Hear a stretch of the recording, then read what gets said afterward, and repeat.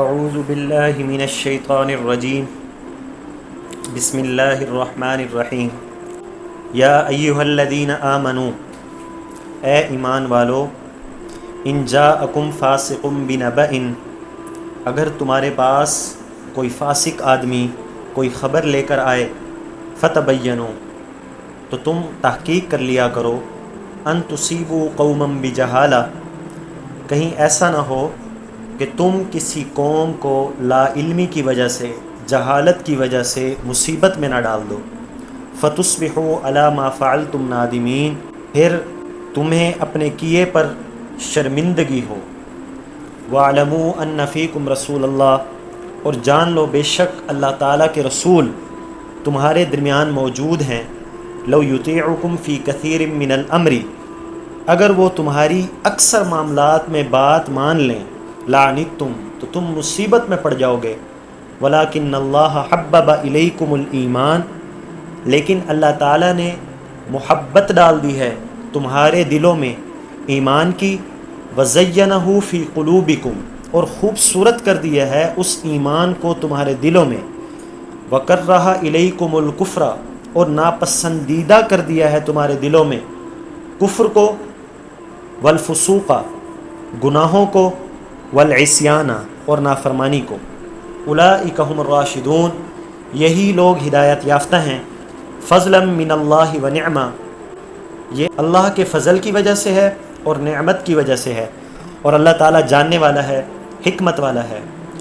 وَإِن طَائِفَتَانِ مِنَ الْمُؤْمِنِينَ، اور اگر دو گروہ مسلمانوں میں سے اقتتلوا، جھگڑا کریں آپس میں، فَأَصْلِحُوا بَيْنَهُمَا، تو ان دونوں کے درمیان صلح کراؤ، فَإِن بَغَتْ إِحْدَاهُمَا عَلَى الْأُخْرَى، بس اگر بغاوت کرے ان دونوں میں سے کوئی ایک دوسرے پر، سرکشی کرے، زیادتی کرے ان دونوں میں سے کوئی ایک دوسرے پر، فَقَاتِلُوا الَّتِي تَبْغِي، بس تم اس کو مارو جو نافرمانی، جو بغاوت، جو زیادتی کر رہا ہے، حتیٰ تفیء الی امر اللہ، یہاں تک کہ وہ لوٹ آئے، الی امر اللہ، اللہ کے حکم کی طرف، فَإِن فَاءَتْ، بس اگر وہ لوٹ آئے، فَأَصْلِحُوا بَيْنَهُمَا، بس ان دونوں کے درمیان اصلاح کرو، صلح کراؤ، بالعدل، انصاف کے ساتھ، وَأَقْسِطُوا، اور ہر معاملے میں انصاف کیا کرو، ان اللہ یحب المقسطین، بے شک اللہ تعالیٰ محبت کرتا ہے انصاف کرنے والوں سے۔ انما المؤمنون اخوہ، تمام مسلمان آپس میں بھائی بھائی ہیں، فاصلحوا بین اخویکم، بس تم صلح کراؤ اپنے بھائیوں کے درمیان، واتقوا اللہ، اور اللہ سے ڈرو، لعلکم ترحمون، تاکہ تم پر رحم کیا جائے۔ اب لفظوں پر غور کریں گے، میں لفظوں کے پہلے مطلب بتاؤں گا، اس لفظ کا یہ مطلب، پھر یہ مطلب، یہ مطلب۔ ان جاءکم، ان کا مطلب جہاں بھی آئے گا قرآن میں، اس کا مطلب ہے اگر، ٹھیک ہے۔ جاءکم، جانا آنا یہ اسی سے ہے، ان جاءکم، تمہارے پاس کوئی آئے، کون آئے؟ فاسق، بنبأ، نبا کہتے ہیں خبر کو، فتبینوا، تو تم تحقیق کیا کرو، ان تصیبوا قوما بجہالہ، ایسا نہ ہو تصیبوا، مصیبت میں ڈال دو، قوما، کسی قوم کو، بجہالہ، اپنی لا علمی کی وجہ سے، فتصبحوا علی ما فعلتم نادمین، جو تم نے کیا ہے پھر ایسا نہ ہو اس پر تمہیں شرمندگی اٹھانی پڑے، نادمین، شرمندگی ہو، ندامت ہو۔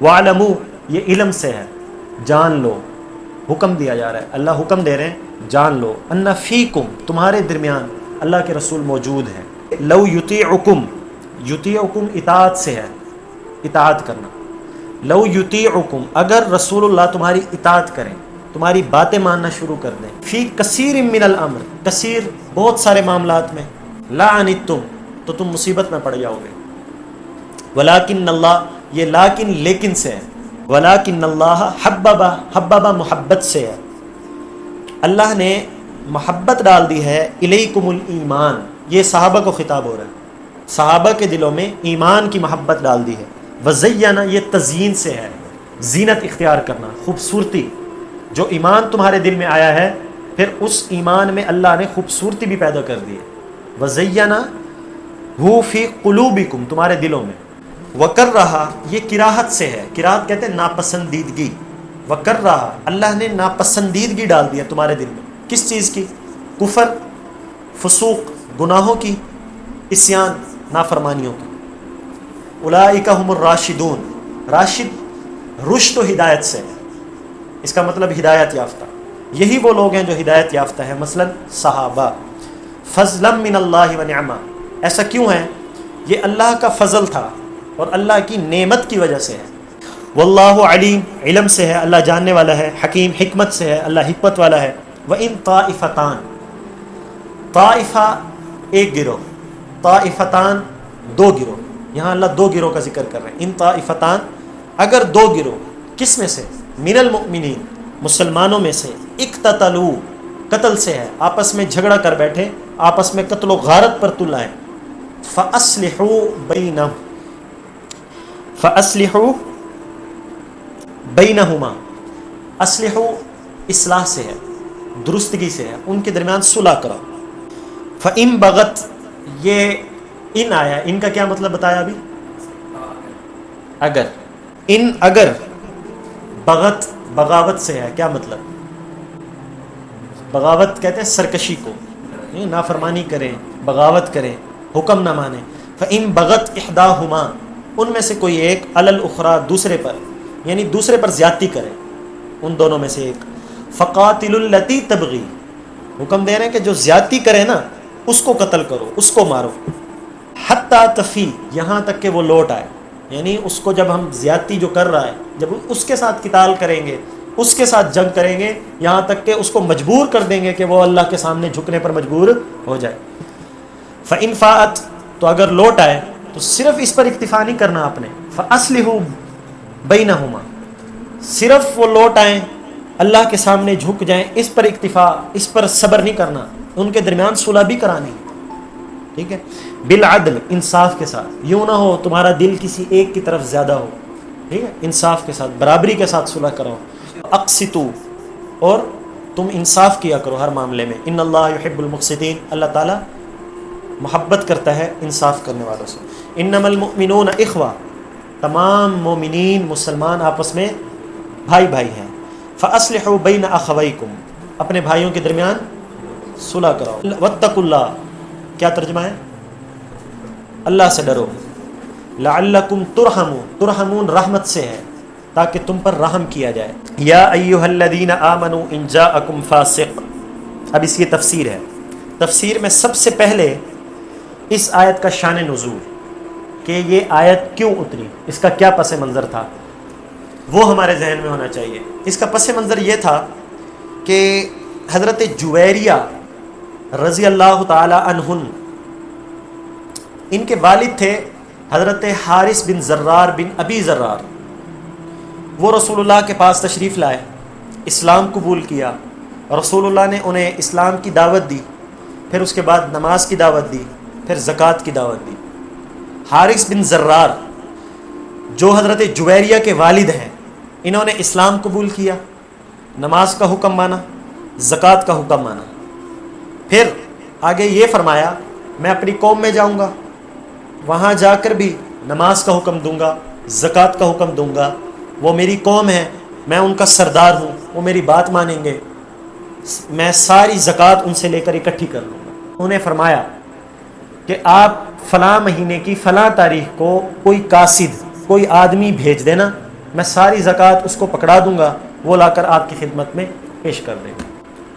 ٹھیک ایسا ہی ہوا، حضرت حارث بن زرار اپنی قوم میں گئے، پیغام دیا، زکوٰۃ کا حکم سنایا، ان لوگوں نے زکوٰۃ دی، انہوں نے جمع کی، مقررہ وقت اور جو مقررہ دن تھا وہ آ گیا۔ اب وہ لوگ انتظار میں ہیں کہ کوئی رسول اللہ کی طرف سے کوئی آدمی آئے گا، کوئی صحابی آئے گا، کوئی قاصد آئے گا جس کو ہم زکوٰۃ دیں گے۔ رسول اللہ صلی اللہ علیہ وسلم نے ادھر سے ایک صحابی کو بھیجا جس کا نام ہے ولید بن عقبہ رضی اللہ تعالی عنہ، ان کو بھیجا کہ آپ جائیں زکوٰۃ لے کر آئیں۔ یہ راستے میں چلے، ان کو یاد آیا جس قوم کے پاس میں جا رہا ہوں، اس قوم سے تو میری پرانی ایک دشمنی تھی، آج یہ بھی اسلام لے آئے، میں بھی اسلام لے آیا، لیکن پرانی دشمنی تو تھی نا، ہو سکتا ہے میں جاؤں، تنہا ہوں، مجھے اکیلا پا کر یہ لوگ مجھے قتل کر دیں۔ اسی گمان میں چلتے چلتے وہیں سے موڑ آئے واپس۔ ایک روایت میں ہے راستے سے نہیں مڑے بلکہ آگے پہنچ گئے. انہوں نے کیا کیا, ان کو بھی پتہ چل گیا تھا فلاں وقت فلاں تاریخ کو کسی قاصد نے آنا ہے, تو وہ لوگ تعظیماً, اکرام کے لیے, محبت کے لیے شہر سے باہر نکل کر اکٹھے ہو گئے ایک جگہ. بعض روایت میں ہے کہ یہ صحابی اس جگہ پہنچے تو ان ساروں کو اکٹھا دیکھ کر انہوں نے کہا جیسے میں نے شک کیا تھا ویسے یقین بھی ہو گیا, یہ تو میرے قتل پہ در پہ ہے, یہ تو مجھے قتل کر دے. انہوں نے وہیں سے گھوڑا مڑایا واپس رسول اللہ کے پاس. ایک روایت ہے کہ راستے سے ہی واپس ہو گئے. تو واپس آئے اور آ کر رسول اللہ کے سامنے سارا قصہ سنا دیا. میں تو گیا تھا, مجھے ایسے, یہ نہیں کہا کہ مجھے ایسے لگتا تھا, کہا کہ وہ تو مجھے قتل کرنا چاہتے تھے, میں تو بچ بچا کے واپس آ گیا. اب یہاں پر رسول اللہ صلی اللہ علیہ وسلم نے صحابی کی خبر لی, پہنچ گئی ان کے پاس سارا واقعہ. حضرت خالد بن ولید کو حضور نے بھیجا, آپ جائیں معاملے کی تحقیق کر کے آئیں ہوا کیا ہے. یہ گئے, اتنے میں وہ لوگ, انہوں نے جو دیکھا تھا نا کہ صحابی آ رہے تھے اور واپس چلے گئے, وہ پریشان ہو گئے کہ یار یہ کیا معاملہ ہوا, وہ آ رہے تھے کیوں چلے گئے واپس. اور جو یہ روایت ہے کہ راستے سے ہی واپس ہو گئے تھے, اس کا مطلب یہ ہے کہ وہ لوگ انتظار میں بیٹھے تھے اور وہ بڑے پریشان ہوئے کہ رسول اللہ وعدے کے پکے ہیں. جس دن جس وقت انہوں نے کہا تھا کہ میرا قاصد آئے گا تمہارے پاس, وہ وقت تو گزر چکا ہے, وہ آیا کیوں نہیں. تو انہیں یہ یقین ہو گیا تھا کہ پکی بات ہے, وعدہ نہیں وہ توڑ سکتے. رسول اللہ کی بات پر شاید ناراض ہو گئے ہوں. اب وہ پورے سردار جو لوگ تھے وہ سارے چل پڑے. اب وہ ادھر سے وہ چل پڑے, ادھر سے حضرت خالد بن ولید چل پڑے. مدینہ کے قریب دونوں کی آپس میں ملاقات ہوئی. حضرت خالد بن ولید نے پوچھا تم کیوں آ رہے ہو. انہوں نے کہا جی رسول اللہ نے کہا تھا فلاں وقت میں قاصد آئے گا, تو وہ ابھی تک پہنچا نہیں, ہمیں لگتا ہے رسول اللہ ناراض ہو گئے, ہم قصہ پوچھنے آ رہے ہیں. انہوں نے پوچھا تم کیوں آ رہے ہو. حضرت خالد بن ولید نے فرمایا رسول اللہ نے قاصد بھیجا تھا, تم نے تو اس کو قتل کرنا چاہا, وہ بچ بچا کے واپس آیا, مجھے رسول اللہ نے تمہارے پاس بھیجا ہے کہ میں تحقیق کر کے آؤں معاملہ ہے کیا. اس وقت بنو مستلق کے سردار یعنی حارث بن زرار نے قسم اٹھا کر کہا کہ میں قسم اٹھاتا ہوں اس نبی کے رب کی کہ جس نبی کو اللہ نے رسول بنا کر بھیجا ہے, میں نے تو آج تک اس صحابی کو دیکھا بھی نہیں ہے, چہ جائے کہ میں اس کو قتل کروں, میں نے تو دیکھا تک نہیں ہے اس کو, وہ ہمارے پاس کہاں آیا ہے. اب یہ معاملہ سارا رسول اللہ کے پاس پہنچا. ادھر سے صحابہ گرم جوش میں بیٹھے تھے کہ یار مسلمان ہو چکے ہیں پھر بھی ہمارے صحابی کو قتل کرنا چاہتے تھے, ہمیں تو لگتا ہے یہ لوگ مرتد ہو گئے ہیں, وہ یہ رسول اللہ کو مشورہ دیں, ہمیں اجازت دیں, ہم جہاد کرتے ہیں, ہم قتل کرتے ہیں. ادھر سے یہ حضرات جوش میں اور ادھر سے ان کو کوئی قصے کا نہ پتا. اب یہ صحابی یہ سمجھ رہے مجھے قتل کر دیں گے, اب یہ واپس آ گئے. یہ سارا معاملہ ہوا. اس سارے معاملے پر یہ آیت اتری, یا ایھا الذین آمنوا, اے ایمان والو, ان جاءکم فاسق بنبأ, اگر تمہارے پاس کوئی فاسق خبر لے کر آئے, فتبینوا, تو تم تحقیق کر لیا کرو. اب یہاں کچھ باتیں سمجھنے کی ہیں. پہلی بات, فتبینوا, رسول اللہ نے صحابی کی بات کا انکار بھی نہیں کیا لیکن پورا اعتماد بھی نہیں کیا. یوں نہیں کہا تم جھوٹ بولتے ہو, اور یوں بھی نہیں کہا ٹھیک ہے وہ لوگ مرتد ہو گئے تمہیں قتل کرنا چاہتے ہیں ہم جہاد کرتے ہوں گے, یوں بھی نہیں کیا. ایک بات یہ سمجھ آئی. دوسری بات یہ سمجھ آئی کہ جب کوئی مسئلہ قوم میں ہو تو ذمہ دار کے سامنے سارا معاملہ پیش کرنا چاہیے. اس وقت ذمہ دار پوری قوم میں کون تھے؟ رسول اللہ صلی اللہ علیہ وسلم. بڑی شخصیت کون تھے؟ رسول اللہ. ان کے سامنے سارا معاملہ پیش ہوا ہے. دو باتیں ہو گئی. تیسری بات, سوال ہوتا ہے ان جاءکم فاسق, یہ تو ہمیں پتہ چل گیا ولید بن عقبہ رضی اللہ تعالی عنہ کی وجہ سے یہ آیت اتری ہے اور وہ ہے صحابی. لیکن قرآن کی آیت کہتی ہے ان جاءکم فاسق, اگر تمہارے پاس کوئی فاسق آئے خبر لے کر تو اس کی تحقیق کر لیا کرو. سوال ہوتا ہے کہ صحابی کے بارے میں تو عقیدہ ہے الصحابۃ کلہم عدول, تمام صحابہ عادل ہیں, تمام صحابہ جنتی ہیں, رضی اللہ عنہ کا سرٹیفکیٹ ان کے پاس ہے, پھر یہ فاسق کیسے ہو سکتے ہیں؟ سمجھ آئیے فاسق کیوں کہا ہے؟ دو جواب. پہلی بات یہ بات مسلم ہے اگرچہ یہ آیت صحابی کی وجہ سے اتری ہے لیکن یہاں مراد صحابی نہیں ہے, یہاں صحابی کے ذریعے پوری امت کو تعلیم دی جا رہی ہے کہ اگر تمہارے پاس کوئی فاسق آتا ہے تو تم اس کی تحقیق کر لیا کرو. یہاں مراد صحابی ہے ہی نہیں. سمجھ آ گئی؟ وجہ صحابی بنے ہیں اس آیت کی, لیکن اس کا مطلب یہ نہیں ہے کہ صحابی فاسق تھے, بلکہ عام حکم دیا پوری امت کو تعلیم کے لیے. ایک بات یہ سمجھ آ گئی. دوسری بات یہ بتانا بھی مقصود ہے کہ دیکھو صحابی تھے, باوجود صحابی ہونے کے رسول اللہ صلی اللہ علیہ وسلم نے حالات کا جائزہ لینے کے بعد مکمل طور پر ان کی بات کی تحقیق نہیں کی، بلکہ ایک بندہ اور بھیجا تحقیق کرنے کے لیے، حالانکہ یہ صحابی تھے۔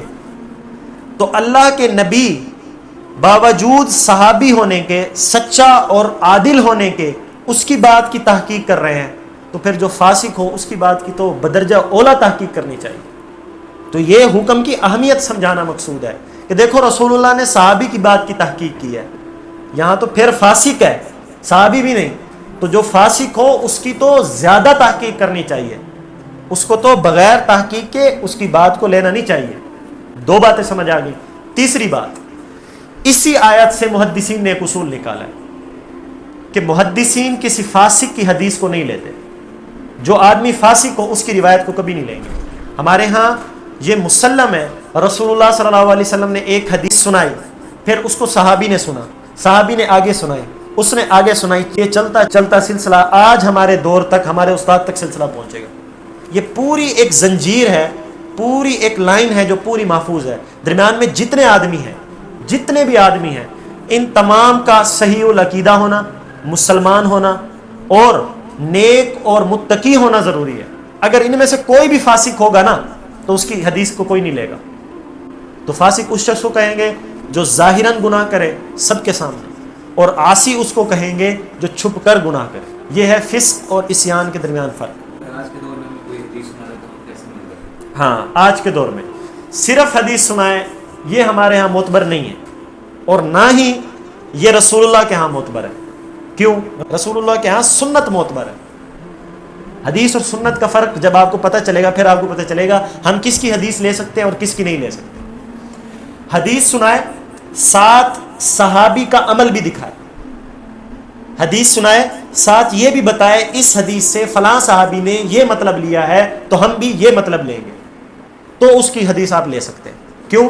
رسول اللہ نے فرمایا اس امت کے 73 فرقے بنیں گے، 73 میں سے ایک جنتی ہوگا۔ وہ جنتی کیا؟ اس کی علامت کیا؟ ما انا علیہ و اصحابی، جو میرے اور میرے صحابہ کے طریقے پر، کہ حدیث مجھ سے لے مطلب صحابی سے لے، قرآن کی آیت مجھ سے لے، قرآن کی آیت کی تشریح صحابی سے لے، ما انا علیہ و اصحابی، جو بھی ہو، اہل حدیث، بریلوی، دیوبندی، انجینئر، جاوید احمد غامدی، کوئی بھی ہے، اگر وہ ساتھ صحابی کی تشریح پیش کرے آپ اس کو آنکھیں بند کر کے تسلیم کر سکتے ہیں، بالکل ٹھیک۔ کیوں؟ حدیث اور سنت میں فرق ہے، اس لیے کہ حدیث ہمیشہ رسول اللہ کے دو عمل کے مطابق ہو سکتی ہے۔ حدیث میں یوں بھی آئے گا رسول اللہ صلی اللہ علیہ وسلم نے کھڑے ہو کر بھی پیشاب کیا، بیٹھ کر بھی کیا۔ اب سنت کیا ہے؟ سنت ہمیشہ ایک ہی ہوگی۔ رسول اللہ کے کسی ایک عمل پر حدیثیں دو ہو سکتی ہیں کہ کیا بھی ہو چھوڑا بھی ہو، لیکن سنت ہمیشہ ایک ہی ہوگی، ہمیں اس کو لینا ہے۔ اس لیے رسول اللہ نے کیا فرمایا تھا؟ علیکم بسنتی و سنت الخلفاء، یوں نہیں کہا علیکم بحدیثی، میری حدیث کو لو، نہیں، رسول اللہ نے فرمایا میری سنت کو لو اور میرے خلفائے راشدین کی سنت کو لو، حدیث نہیں فرمایا۔ یہ جو ہے ہم بڑے شوق سے سنتے النکاح من سنتی، یوں نہیں کہا النکاح من حدیثی کہ نکاح میری حدیث سے، نہیں، نکاح میری سنت سے، اس لیے کہ حدیث میں احتمال ہے، حدیث ضعیف بھی ہو سکتی ہے، حدیث کبھی بھی ہو سکتی ہے، لیکن سنت ہمیشہ کبھی ہوگی۔ تو یہ کئی فرق ہے اس کے درمیان جس سے ہم پتہ چلا سکتے ہیں۔ آج کے دور میں ہمیں کوئی حدیث دے ساتھ مطلب دکھائے تو اس کی بات معتبر ہے۔ تو پھر صرف ہم محض ترجمے کی بنیاد پر بھی کر سکتے ہیں؟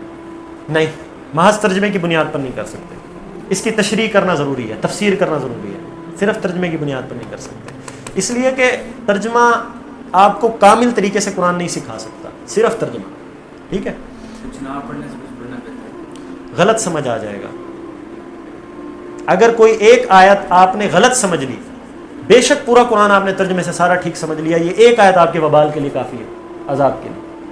اس سے بہتر تھا آپ پورا قرآن ہی نہ سمجھتے، صرف تلاوت پر اکتفا کرتے۔ کل کہہ دیتے مجھے کوئی نہیں ملا تھا، میں نے نہیں پڑھا، لیکن ایک آیت خود سمجھنے بیٹھ جانا، اس کے بارے میں حدیث آئی، رسول اللہ نے فرمایا جو اپنی رائے سے قرآن میں کوئی بات کہے۔ اب میں نے ترجمہ پڑھا، عربی کا صرف اردو میں ترجمہ ہو رہا ہے، اس آیت سے مطلب کیا ہے، اس کی تشریح کیا ہے، وہ مجھے نہیں پتا۔ اب میں نے اس آیت سے جو سمجھا مجھے سمجھ آ گیا، اسی بارے میں تو حدیث رسول اللہ نے فرمایا جو اپنی رائے سے قرآن میں کوئی رائے قائم کرے تو اس نے جہنم میں اپنا ٹھکانہ بنایا۔ الرحمن علی العرش استویٰ، ایک آیت ہے قرآن کی، اب رحمان عرش پر مستوی ہے، صرف یہ ترجمہ آپ کو ملے گا۔ اب اس کا کیا مطلب ہے؟ رحمان سے مراد اللہ ہے، عرش سے مراد 7 آسمانوں کے اوپر ہے، مستوی کا مطلب ہے بیٹھا ہوا ہے، صرف یہ آپ کو ترجمہ ملے گا۔ اب اگر اس آیت کی آپ تشریح نہ کریں نا تو آپ کا عقیدہ ہی خراب ہو جائے گا، ٹھیک ہے۔ ہمارا قرآن میں ایک جگہ آیا وَهُوَ مَعَكُمْ، اللہ تمہارے ساتھ ہے، دوسری آیت کہہ رہی ہے الرحمن علی العرش استویٰ، اللہ تو عرش پر ہے۔ اب آپ کیسے سمجھیں گے اس آیت کا مطلب کیا ہے، اس کا کیا مطلب، سمجھ آئی؟ تو یہ ساری چیزیں آپ کو تفسیر میں ملیں گی۔ اسی لیے تو صحابہ رسول اللہ کے پاس سمجھنے کے لیے گئے، انہیں عربی آتی تھی۔ حضرت عبداللہ بن مسعود رضی اللہ تعالیٰ عنہ فرماتے ہیں ہم نے 8 سال سورۃ بقرہ یاد کرنے میں لگا دیے، کیا سورۃ بقرہ یاد کی، ایک ایک آیت کو سمجھتے رہے یہاں تک کہ 8 سال گزر گئے۔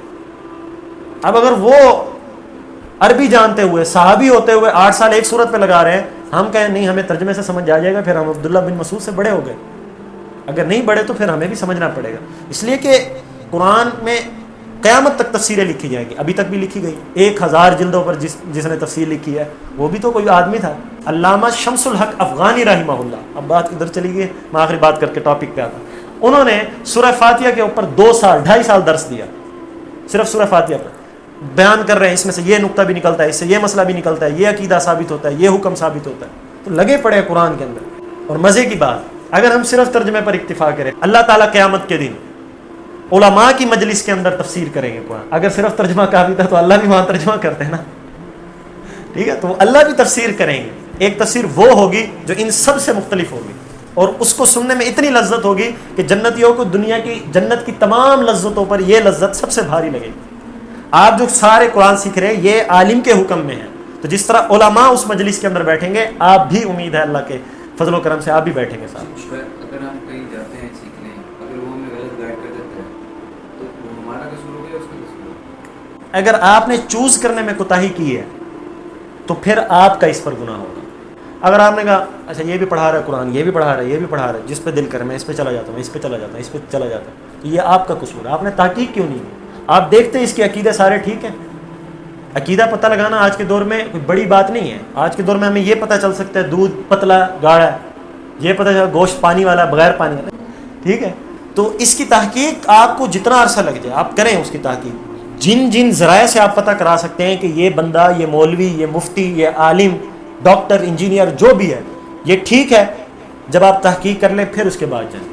اگر اس کے باوجود اس نے آپ کو کوئی غلط بات سکھائی ہے، پھر اس کے لیے حدیث موجود ہے، اس کا گناہ اس پر ہوگا جس نے آپ کو غلط فتویٰ دیا، جس نے آپ کو غلط سکھایا۔ لیکن اس سے پہلے چوزنگ آپ کے ذمہ ہے۔ ہم ڈاکٹروں میں فرق کر سکتے ہیں، پورے ملتان میں سب سے اچھا ڈاکٹر کون ہے، یہ بھی پتہ لگا سکتے ہیں سب سے اچھا مولوی کون سا ہے۔ ٹھیک ہو گیا، ٹاپک پر آتے ہیں۔ ان جاءکم فاسق بنبأ، کسی خبر کو لے کر آئے، فتبینوا، تو تم اس کی تحقیق کر لیا کرو۔ اس کی وجہ کیا ہے، کیوں کرنی ہے؟ ان تصیبوا قوما بجہالہ، ایسا نہ ہو تم تحقیق نہ کرو تو تم کسی قوم کو، کئی لوگوں کو تکلیف میں ڈال دو، مصیبت میں ڈال دو۔ پھر آگے بھی فرمایا فتصبحوا علی ما فعلتم نادمین، پھر کہیں ایسا نہ ہو تمہیں شرمندگی ہو جو تم نے کیا۔ فاسق کی صرف اس صورت میں آپ نے تحقیق کرنی ہے جب آپ کو نقصان کا اندیشہ ہو، بس۔ اگر آپ کو نقصان کا اندیشہ نہیں ہے اور آپ اس کی خبر لے سکتے، مثال کوئی یہودی، کوئی عیسائی، کوئی داڑھی منڈا، کوئی بھی آدمی ہے، زانی ہے، جو بھی ہے، وہ آپ کے پاس کوئی ہدیہ لے کے آتا ہے اور آپ کو کہتا ہے فلاں نے آپ کے لیے بھیجا ہے۔ اب آپ یہ نہیں ہے یہ تو فاسق ہے، میں پہلے تحقیق کروں گا یہ کہاں سے لایا ہے، کیوں لایا ہے، کس نے دیا ہے، ٹھیک ہے، پھر کھاؤں گا یا پھر استعمال کروں گا، تو یہ شریعت کو مطلوب نہیں ہے۔ آپ استعمال کریں اگر آپ کو لگتا ہے نقصان کا اندیشہ نہیں ہے۔ وَاعْلَمُوا أَنَّ فِيكُمْ رَسُولُ اللَّهِ، اب یہ آیت اس دور میں کیسے منطبق ہوتی ہے؟ رسول اللہ کے صحابہ نے کیا فرمایا تھا؟ ہم جہاد کرتے ہیں، لیکن رسول اللہ نے خالد بن ولید کو بھیجا تحقیق کے لیے، سمجھ آئیے، تحقیق کے لیے بھیج رہے ہیں۔ اگر رسول اللہ ان صحابہ کی بات مان لیتے اور کہتے ہیں ہاں جہاد کرتے ہیں، اور بعد میں پتہ چلتا ہے ایسا تو کوئی نہیں ہوا تھا، تو قوم کو مصیبت ڈال دی نا، خود بھی مصیبت میں پڑے، تو یہ نقصان ہونا تھا، اس لیے تحقیق کی۔ تم جان لو رسول اللہ تمہارے درمیان موجود ہیں، صرف تم مشورہ دے سکتے ہو، مشورہ دو، یوں نہ کہو ہمارے مشورے پر عمل کیا جائے، جیسے ہم کہہ رہے ہیں بھائی جہاد کرو بس جہاد کرنا ہے، نہیں ایسا نہ کرو۔ رسول اللہ موجود ہیں، اللہ کے حکم کے مطابق رسول اللہ کام کرتے ہیں، تو جو یہ کریں گے وہ زیادہ بہتر ہوگا۔ تو یہ حکم دے دیا کہ رسول اللہ کی موجودگی میں جیسے آواز بلند نہیں کرنی، ان کے آگے نہیں چلنا، ان کی بات سے پہلے کوئی بات نہیں کرنی، ٹھیک ہے، ان کو گھروں کے باہر نہیں پکارنا، اسی طرح ان کی موجودگی میں ان کے مشورے کے اوپر اپنے مشورے بھی نہیں دینے، اور اپنے مشوروں کو لازم بھی نہیں کرنا، میرا مشورہ مانو۔ لو یطیعکم فی کثیر من الامر، یہی بات، اگر وہ تمہاری بات مان لیتے، تمہارے اکثر معاملات میں تمہاری اطاعت کر لیں، لعنتم، تو تم مصیبت میں پڑ جاؤ۔ اگر رسول اللہ ان کی یہ بات مان لیتے جہاد کرتے ہیں تو مصیبت میں پڑنا تھا نا.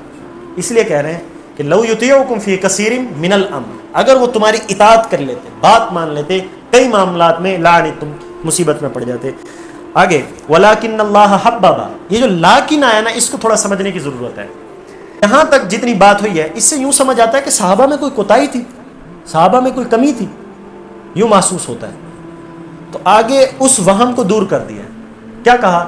ولیکن، مطلب یہ کہ یوں نہ کہو یا یوں نہ سوچو کہ صحابہ میں کوئی کوتاہی تھی، کوئی کمی تھی. نہیں نہیں، کمی نہیں تھی. آگے اللہ 3 تعریفیں کریں گے صحابہ کی. کیا؟ ولیکن اللہ حبب الیکم الایمان. پہلی تعریف، اللہ نے صحابہ کے دلوں میں محبت ڈال دی ہے. کس کی؟ ایمان کی. پھر صرف محبت نہیں ڈالی، ایمان کی. وزینہ فی قلوبکم، اس کو خوبصورت کر دیا ہے، پرکشش کر دیا ہے ان کے دلوں میں. 2. تیسرا وکرہ الیکم الکفر والفسوق والعصیان، محبت ایمان کی ڈالی اور نفرت کفر کی ڈالی، نفرت گناہ کی ڈالی، نفرت نافرمانی کی ڈالی. اولئک هم الراشدون، یہ ہدایت یافتہ ہے. فضلا من اللہ ونعمہ، یہ اللہ کی وجہ سے ہے، یعنی اللہ کے فضل اور اس کی نعمت کی وجہ سے ہے. واللہ علیم حکیم، اور اللہ تعالیٰ جاننے والا ہے، حکمت والا ہے. وَإِن طَائِفَتَانِ مِنَ الْمُؤْمِنِينَ اقْتَتَلُوا، اس آیت کو بھی سمجھنے کی ضرورت ہے. یہ بھی ہو سکتا ہے کبھی کبھار 2 مسلمان گروہ میں آپس میں لڑائی ہو جائے. وَإِن طَائِفَتَانِ مِنَ الْمُؤْمِنِينَ، طائفتان 2 گروہ، من المؤمنین مسلمانوں میں سے، اقتتلوا آپس میں لڑ پڑے، تو تمہارا کیا ہے کام؟ فَأَصْلِحُوا بَيْنَهُمَا، ان کے درمیان صلح کرو. اور اگر ان میں سے کوئی ایک دوسرے پر زیادتی کر رہا ہو، یعنی ایک تو ٹھنڈا پڑ جائے لیکن دوسرا زیادتی پر ہو، پھر اس کے ساتھ قتل کرو، اس کے ساتھ قتال کرو، اس کے ساتھ پھر لڑائی کرو، اور یہاں تک کہ اس کو جھکنے پر مجبور کر دو. جب جھک جائے صرف اس پر صبر نہیں کرنا، پھر اس کے ان دونوں کے درمیان صلح بھی کراؤ. کیوں کرانی ہے؟ تاکہ جنگ تو رک گئی ہے، لڑائی جھگڑا تو رک گیا ہے، یوں نہ دلوں میں عداوت بغض حسد لے کر بیٹھے رہیں. ان کے درمیان صلح کرا دو تاکہ محبت پھر سے ان کے درمیان. پھر بالعدل واقسطوا، انصاف کے ساتھ، مطلب یوں نہ ہو ایک طرف تمہارا زیادہ رجحان ہو کہ یہ لوگ اچھے ہیں وہ برے ہیں، نہیں، دونوں کو اللہ نے کیا فرمایا؟ وَإِن طَائِفَتَانِ مِنَ الْمُؤْمِنِينَ، دونوں مومن ہیں. اس سے 2 باتیں سمجھ آتی ہیں. پہلی بات، مومنوں میں بھی لڑائی ہو سکتی ہے. دوسری بات، لڑائی کرنے سے کوئی کافر نہیں ہو جاتا، مومن ہی رہتے ہیں. اب یہاں اس ضمن میں ایک بات کرنا بڑی ضروری ہے، وہ یہ کہ مشاجرات صحابہ کے درمیان جو لڑائیاں ہوئیں اس کا کیا حکم ہے. جیسے جنگ جمل، جنگ صفین ہوئی. جنگ جمل حضرت عائشہ رضی اللہ تعالی عنہ اور حضرت علی کے درمیان ہوئی، اور جنگ صفین یہ حضرت علی اور حضرت معاویہ رضی اللہ تعالیٰ عنہ کے درمیان ہوئی ہیں. یہ جنگیں ہوئی ہیں، دونوں صحابہ ہیں. اب لڑائی جو ہوئی ہے اس کا کیا حکم ہے، ہم نے اس بارے میں کیا نظریہ رکھنا ہے؟ تو پہلی بات یہ کہ ان دونوں میں سے کسی کے خلاف تھوڑی سی بھی تنقیص کرنا ہمیں دائرہ اسلام سے خارج کرے گی. تھوڑی سی بھی گستاخی، تھوڑی سی بھی بے ادبی. اس لیے کہ اللہ نے ان کو کیا فرمایا؟ وَإِن طَائِفَتَانِ مِنَ الْمُؤْمِنِينَ، کہ 2 مسلمان گروہ میں لڑائی ہو، پتہ چلا وہ مسلمان ہیں، مومن ہیں. ایک بات یہ سمجھ آئی. دوسری بات، حضرت معاویہ اور حضرت علی رضی اللہ تعالیٰ عنہ کے درمیان جو لڑائی ہوئی اس کی وجہ یہ تھی کہ حضرت عثمان رضی اللہ تعالیٰ عنہ شہید ہوئے. حضرت معاویہ چاہتے تھے پہلے حضرت عثمان کے قاتلوں سے بدلہ لیا جائے، پھر میں حضرت علی کی خلافت کو تسلیم کروں گا. حضرت علی فرماتے تھے ابھی یہ پوزیشن نہیں ہے، ابھی مسلمانوں کی حالت کمزور ہے، حکومت قائم ہو جائے میں وعدہ کرتا ہوں میں ان سے بدلہ لوں گا. بس یہ اختلاف تھا. وہ کہتے تھے پہلے بدلہ لو، وہ کہتے تھے نہیں پہلے حکومت قائم ہو پھر بدلہ لیں. بس اس بات پر. اب صحیح بخاری جلد 2 صفحہ 1092 1092 حضرت عمر بن العاص رضی اللہ تعالیٰ عنہ کی حدیث موجود. رسول اللہ صلی اللہ علیہ وسلم نے فرمایا جب کوئی مجتہد اجتہاد کرے، اگر ٹھیک کرے 2 اجر، غلط کرے پھر بھی 1 اجر. مجتہد کا مطلب ماہر شریعت، جس کے پاس قرآن اور حدیث کی اتنی معلومات ہو کہ اس کو ماہر تسلیم کیا جائے، اسلام اسے مجتہد کہتے ہیں. اور یہاں پر دیکھا جائے حضرت علی حضرت معاویہ دونوں مجتہد ہیں، دونوں ماہر شریعت ہیں. حدیث کیا ہے؟ اگر ٹھیک اجتہاد کریں کسی معاملے میں، ٹھیک معاملہ کریں تو 2 اجر، غلط بھی کریں پھر بھی 1 اجر. یہاں پر حق اگرچہ حضرت علی کے ساتھ ہے کہ وہ اپنے معاملے پر ٹھیک تھے، ٹھیک ہے، لیکن اس کا یہ مطلب نہیں ہے کہ حضرت معاویہ باطل ہیں یا کفر پر ہیں یا گناہ پر ہیں. نہیں، یوں کہہ سکتے ہیں حضرت علی رضی اللہ تعالیٰ عنہ زیادہ حق پر ہیں بنسبت حضرت معاویہ کے. حدیث کے مطابق انہوں نے ٹھیک اجتہاد کیا تو ان کو 2 اجر ملے گا, اور حدیث کے مطابق انہوں نے غلط اجتہاد بھی کیا ہو پھر بھی 1 اجر ملے گا. امام حسن بصری رحمہ اللہ فرماتے ہیں کہ یہ جو صحابہ کے درمیان جنگ ہوئی, ہم اس وقت موجود نہیں تھے, ہم غائب تھے, ہم موجود نہیں تھے. وہ لوگ معاملے کو زیادہ جانتے تھے, ہم نہیں جانتے تھے. تو اب معاملہ یہ ہے کہ جن باتوں میں تمام صحابہ کا اتفاق ہے اس کو لے لو, جن میں اختلاف ہے اس پر خاموش رہو. کتنا اچھا مذہب دیا امام حسن بصری. یہ تابعی ہے. تابعی کا مطلب جس نے صحابی کو دیکھا ہو اور اس کی اتباع بھی کی ہو, اسے تابعی کہتے ہیں. صرف صحبت نہیں, صحابی کے لیے تو صرف رسول اللہ کی صحبت کافی ہے, لیکن تابعی کے لیے صرف صحابی کی صحبت نہیں, اتباع بھی ضروری ہے. یہاں سے یزید کا مسئلہ بھی حل ہو جاتا ہے نا. یزید کو بعض لوگ تابعی بنانے کے چکر میں, یزید تابعی تھا, نہیں تھا تابعی, اس لیے کہ اگرچہ اس نے صحابی کو دیکھا ہے لیکن صحابی کی اتباع نہیں کی, اس نے تو صحابہ کے خلاف کی ہے, تو یہ تابعی نہیں ہے, فاسق اور فاجر ہے. اس کے فسق اور اس کے فجور پر تمام امت کا اتفاق ہے. ہاں کفر میں اختلاف ہے, بعض نے کہا یہ کافر ہے, بعض نے کہا نہیں, سکوت ہے, خاموشی. بھائی کافر ہے یا نہیں ہے یہ اللہ کو زیادہ پتہ ہے. یوں نہ ہو اس کو کافر بنانے کے چکر ہم خود کافر بن جائیں. حدیث میں ہے نا کہ جس کے اوپر کفر کی نسبت کرو, اگر کفر نہیں تھا تو یہ کفر اس کی طرف لوٹے گا. ٹھیک ہے, تو کیا بات چل رہی تھی حضرت معاویہ والی. بعض علماء نے فرمایا ہے کہ یہ قرآن کی اس آیت کا مصداق ہے. کون سی آیت؟ تلک امۃ قد خلت لہا ما کسبت ولکم ما کسبتم, کہ یہ ایک امت تھی, ایک گروہ تھا, قد خلت گزر چکا ہے, لہا ما کسبت ان کے لیے ان کے اعمال تھے, ٹھیک ہے, اور ہمارے لیے ہمارے اعمال ہیں. ٹھیک ہے, ہم سے اللہ قیامت کے دن نہیں پوچھے گا حضرت علی حضرت معاویہ میں سے کون حق پر تھا بتاؤ, تو ہمیں اس بحث میں نہیں پڑھنا چاہیے. ٹھیک ہے. بعض علماء نے کیا فرمایا, وہ شکر ادا کرتے ہوئے کہتے ہیں, جیسے امام ابو حنیفہ رحمہ اللہ, وہ فرماتے ہیں کہ اللہ نے ہمارے ہاتھوں کو اس جنگ میں خون آلود ہونے سے بچایا. کیوں؟ اگر اس دور میں ہوتے یا اس طرف ہوتے یا اس طرف ہوتے, کسی تو اس میں ہوتے نا, تو اللہ نے ہمارے ہاتھوں کو اس جنگ میں خون آلود ہونے سے بچایا. اب ہمارا حق بنتا ہے ہم اپنی زبانوں کو گندا ہونے سے بچائیں, ہم اپنی زبانوں سے ان کے اوپر نہ بولیں. اور حدیث میں بھی ہے, قیامت کی نشانیوں میں سے ایک سب سے بڑی نشانی یہ ہے, بعد والے لوگ پہلے لوگوں کے اوپر برا بھلا کہیں گے. آج دیکھ لو, پہلے والے لوگ بزرگ بھی نہیں, صحابہ کے اوپر بھی کہیں گے. اور یہاں ایک فقہ کا مسئلہ بھی حل کرتا جاؤں, وہ یہ, مجھے ایک بات بتائیں, یہاں نماز ہو رہی ہو عشاء کی, امام اور مقتدی ان دونوں کا تعلق ہے نماز سے. اگر امام سے کوئی غلطی ہو جائے, پیچھے سے لقمہ کون دے گا؟ مقتدی. اگر میں یہاں بیٹھا ہوں, نماز میں نہیں ہوں, میں نے امام کو لقمہ دیا, نماز بچے گی؟ نہیں بچے گی. کیوں؟ یار وہ لقمہ دے ٹھیک, میں دوں تو غلط. کیوں؟ پتہ چلا میرا لقمہ دینے کے لیے ضروری ہے کہ میں نماز میں موجود ہوں. اسی طرح صحابی اور رسول اللہ یہ دونوں ایک دور کے ہیں, تو صحابی کے اوپر کسی طرح کا غلط جملہ بولنے کے لیے, یا اس کے اوپر اپنی رائے دینے کے لیے, یا اس کے ادب میں تنقید کرنے کے لیے, یا اس کو کچھ بھی کہنے کے لیے ضروری ہے کہ جماعت صحابہ میں تم موجود ہو. اگر نہیں ہو تو پھر اپنی زبانوں کو بند رکھو, اس لیے کہ وہ صحابہ تھے. اس پر تم بات اس وقت تک نہیں کر سکتے جب تک تمہارے پاس صحابی کی اتھارٹی نہیں ہے. سمجھ آ گئی؟ تو جماعت صحابہ میں ہونا ضروری ہے. جو جماعت صحابہ سے باہر ہے اس کے لیے معاملہ الگ ہے. رہی بات یہ کہ یہ جو جنگ ہوئی تھی, کیا یہ دونوں میں سے کوئی ایک باطل پر تھا؟ نہیں, اس لیے کہ حضرت علی نے دوسری طرف سے جو شہید ہوئے تھے ان کے جنازے پڑھائے. مجھے بتاؤ, اگر وہ منافق تھے یا غلط تھے تو ان کے جنازے پڑھاتے؟ نہیں. حضرت علی کے لیے حدیث موجود ہے, حضرت علی نے فرمایا ان کا اور ہمارا دین بھی ایک, نبی بھی ایک, اللہ بھی ایک, بس اختلاف حضرت عثمان کے قتل میں. اور فَأَصْلِحُوا بَيْنَهُمَا, آگے کیا فرمایا, جب دو مسلمان گروہ میں قتال ہو جائے تو کیا کراؤ؟ صلح کراؤ. صلح کس نے کرائی تھی؟ امام حسن رضی اللہ تعالیٰ عنہ, حضرت علی کے بیٹے نے صلح کرائی ہے. اور مجھے بتائیں, جب صلح ہو جائے اس کے بعد جنگ رہتی ہے؟ اختلاف رہتا ہے؟ نہیں رہتا. جو صلح کے بعد جنگ بتائے, بتاؤ وہ مسلمان ہے منافق ہے؟ ٹھیک ہے. تو صلح حضرت امام حسن بصری نے فرمائی, حضور کی حدیث کے مطابق رسول اللہ نے فرمایا تھا یہ میرا بیٹا یعنی حسن یہ دو مسلمان گروہ میں صلح کرائے گا. اس وقت کی اس حدیث سے بھی پتہ چلتا ہے کہ جنگ ہوگی, یہ بھی پتہ چلا. دوسری بات کیا پتہ چلی؟ صلح بھی ہوگی اور وہ مسلمان بھی ہوں گے. کیا فرمایا تھا؟ مسلمان گروہ میں کرائے گا.